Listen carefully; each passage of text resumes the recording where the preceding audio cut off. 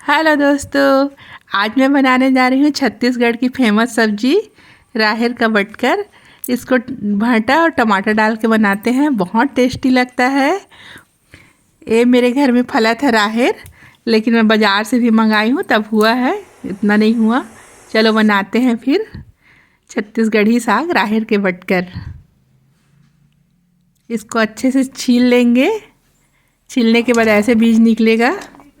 इसको छीलने में हाथ पूरा काला हो जाता है। और इसमें फिर भटा को काट के डालेंगे, थोड़ा मोटा मोटा काटना है भटा को। अब कढ़ाई में तेल डालेंगे, फिर सरसों का तड़का लगाएंगे और इसमें मिर्ची, मेथी पत्ता, प्याज डाल के अच्छे से भूनेंगे। ये थोड़ा सा भून जाएगा तो फिर राहेर को डाल देंगे। अरहर भी बोलते हैं इसको। राहेर को डालने के बाद भून देंगे तो देखो हरा हो जाएगा ये। उसके बाद फिर भटा को डालेंगे, भटा को डाल के भूनेंगे, फिर ढक के थोड़ा देर पकाएंगे।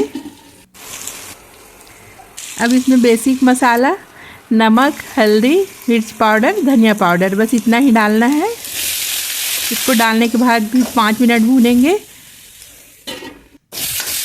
उसके बाद टमाटर बहुत सारा डालेंगे और फिर ढक के पकाएंगे।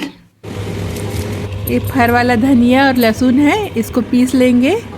पीस के इसको भी डाल देंगे और थोड़ा सा पानी डालने के बाद इसको ढक के टमाटर के गलने तक पकाएंगे।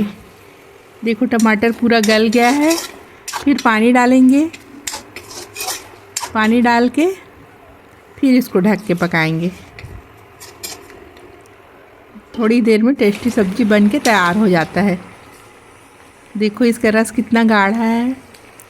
ये हमारे छत्तीसगढ़ की फेमस सब्जी है। अगर मेरी रेसिपी अच्छी लगे तो प्लीज़ लाइक कीजिए, सब्सक्राइब कीजिए। Thank you.